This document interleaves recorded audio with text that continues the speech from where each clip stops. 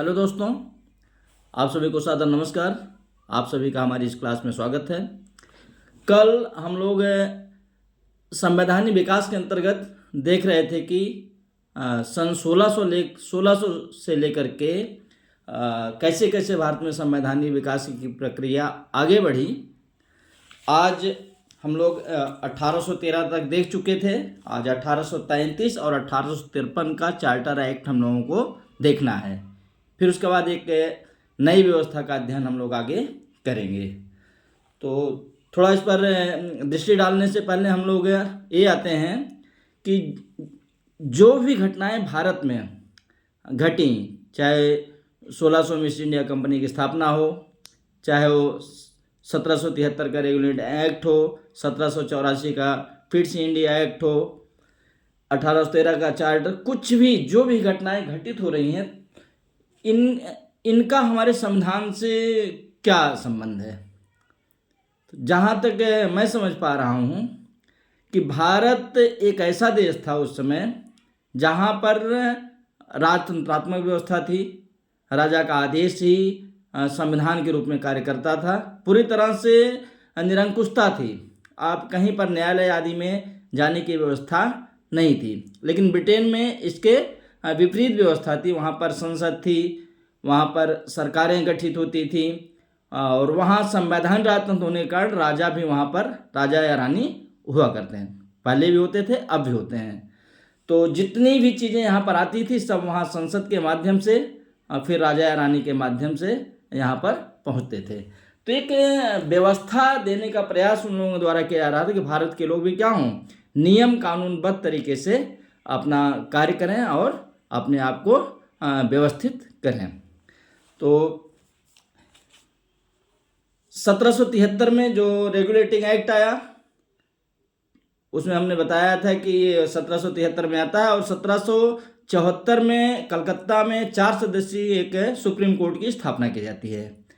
Lord Impey वहाँ पर sir एल्जा Impey उनको मुख्य न्यायाधीश नियुक्त किया जाता है। ये समझ लीजिए भारत में एक क्रांतिकारी परिवर्तन था कि जहाँ राजा ही सब कुछ बता देता था कि जो कह दिया वही। हाथी के पैरों तो रौंदने का आदेश दे दिया तो रौंदा जाना है, कोई अपील नहीं। लेकिन अब क्या हुआ, सुप्रीम कोर्ट की व्यवस्था हो गई तो थोड़ी लोगों के यहाँ पर राहत मिली कि संविधान का कुछ फुट दिखाई देने लगा। बार बार इसमें परिवर्तन भी हुआ।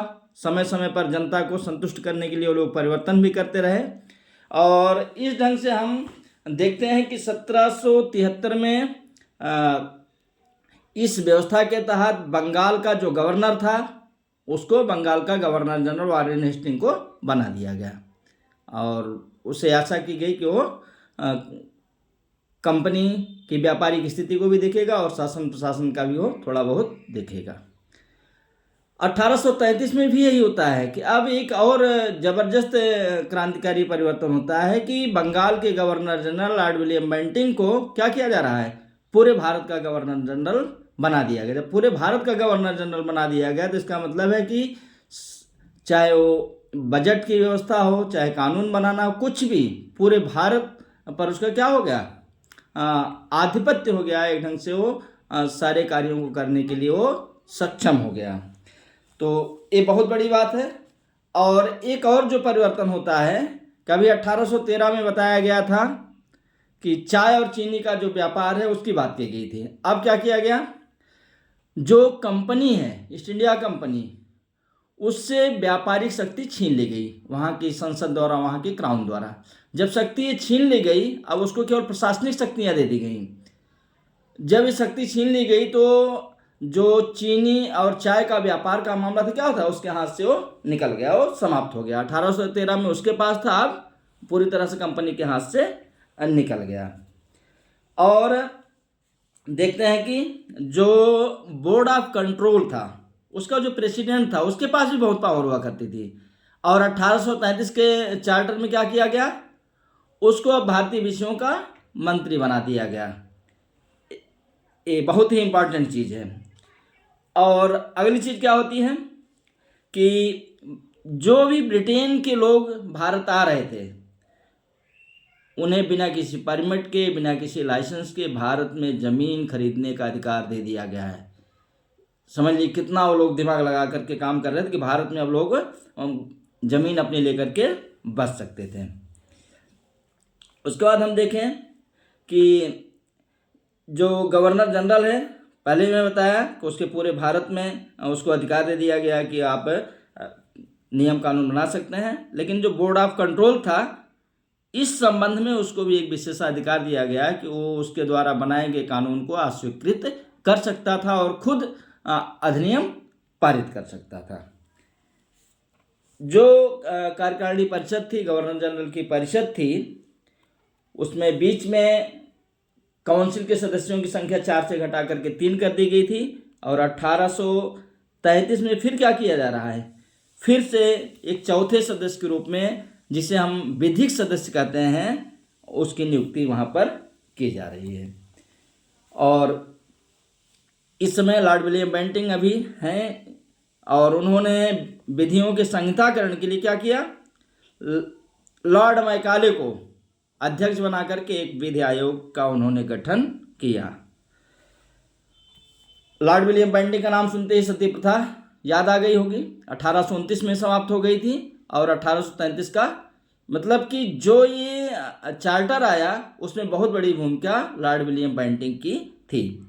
सती प्रथा का अंत हुआ था। और एक और बड़ी बात होती है कि भारत में दास प्रथा को भी रोक दिया गया, प्रतिबंधित कर दिया गया और 1843 में कानून बना करके इसे पूरी तरह से समाप्त कर दिया गया। तो इस ढंग से देखा जाए तो जो विधि आयोग, विधिक सदस्य और बहुत सारे नियम कानून बनाए गए और जो कंपनी थी उसके हाथ से व्यापारी शक्ति छीन करके केवल प्रशासनिक उसको कार्य दिया गया। इससे क्या दिखाई पड़ रहा है कि भारत में संविधान निर्माण का आंशिक संकेत इसी चार्टर से दिखाई पड़ता है। तो ये 1833 रहा और हम अब लोग देखते हैं कि 1853 की क्या स्थिति। 1833 का चार्टर हम लोग देख रहे हैं। तो चार्टर की व्यवस्था देख रहे हैं आप कि 1793 में चार्टर आता है, 1813 में आता है, 1833 में आता है और 1853 में आता है। उसके बाद व्यवस्था समाप्त हो जाती है और 1857 क्रांति होने के बाद क्या होता है, पूरी तरह से बदली हुई व्यवस्था आती है कि कंपनी का शासन ही समाप्त करे। तो अब हम लोग देखते हैं कि 1853 के चार्टर एक्ट में क्या क्या व्यवस्था की गई और भारतीय संविधान के लिए क्या क्या चीज़ें मिल रही हैं, लोगों में कैसे जागरूकता आ रही है।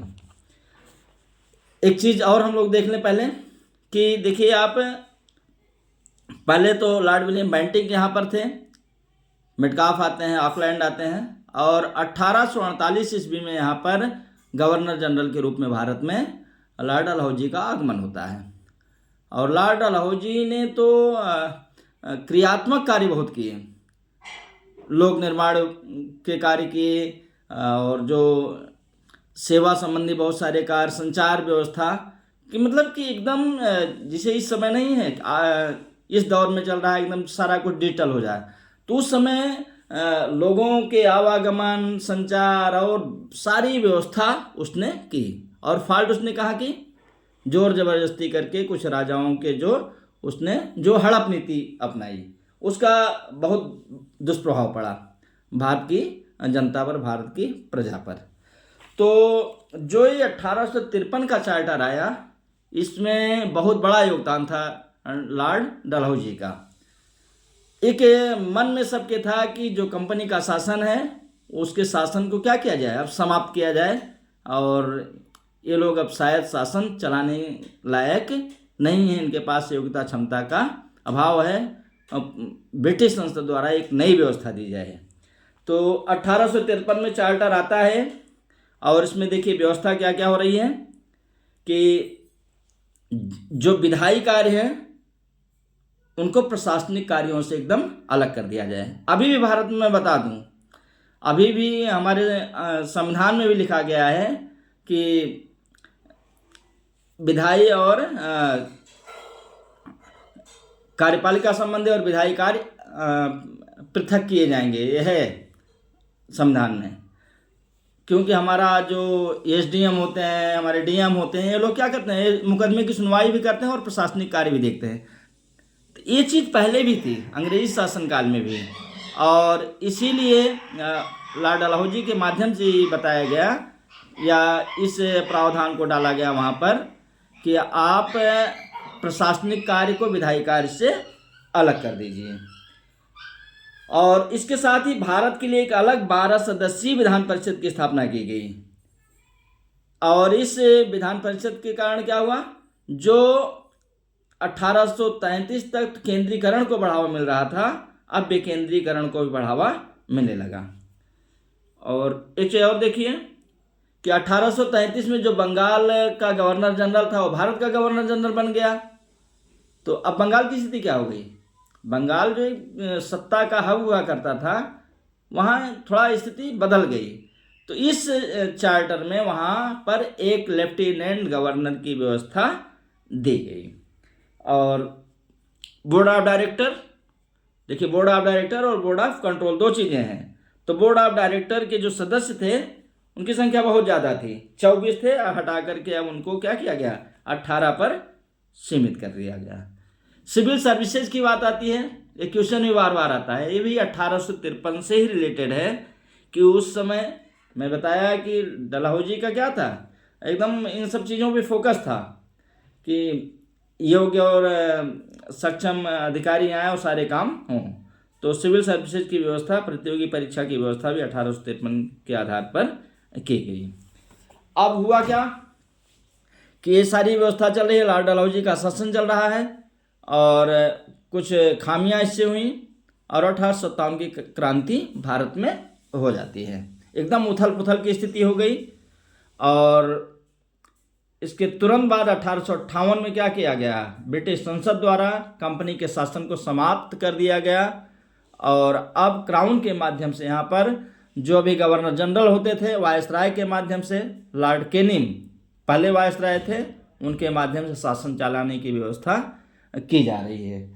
तो अब हम लोगों का ये पहला स्टेप संवैधानिक विकास का पूरा हो गया है और हम लोग अब देखेंगे 1858 से भारत में संवैधानिक विकास किस प्रकार हुआ और इसकी अंतिम परिणति किस प्रकार हुई। इसको हम लोग अब अगले क्लास में